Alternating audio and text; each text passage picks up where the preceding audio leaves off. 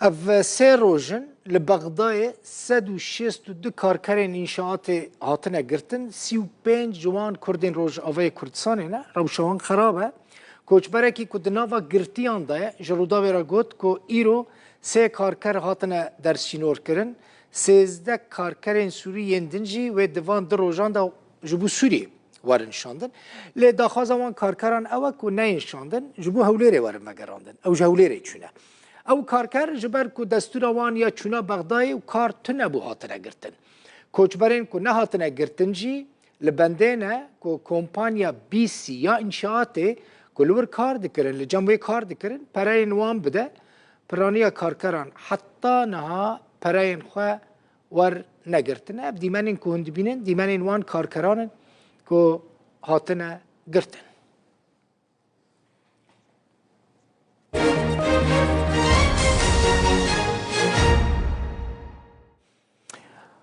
روجا سه ماه یکی کنفرانس که روزنامه‌نگاری هیا می‌بینن هیا یا نه کابینه وزیر پاراستنی امریکا لیوت آوستین کنفرانس که روزنامه‌نگاری ساخت. It'll include discussions about our footprint going forward, for sure. Thank you very much, Mr. Secretary. Ladies and gentlemen, for today. اما همو کاتا کمان بزرگ سپاس کلی را آماده بون.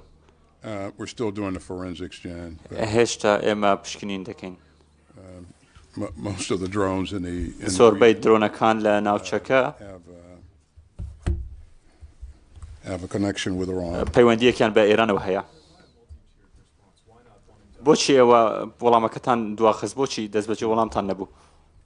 You know, I don't think the adversaries are. پیوندی کن نیارکان من او بیرکردنوان هبه که ایمه چی دکین. اوان زور توانان هیا، بالام ایمه زور لوان زیاتر توانه و شان من هیا. وقتی پیشتر گوشمان اوی که پیویش بدکین با پاراسنی سرباز و برجوانی کان من زور سپاس برای وزیر. بله وزیر بروانی امریکا بو آوستین بود درباره ایرشن قالوا أوي إيش إيراني بكن يانا السرفي مجاري آخفي زيادة زلال نكر يعني أمريكا ونزانن سه سربازين أمريكي لأردن هاتبونا كشتن قالك جبريندار بون السرفي مجاري نها قوتو بيج هاي كاوي أمريكا إيش إيراني بك يان نو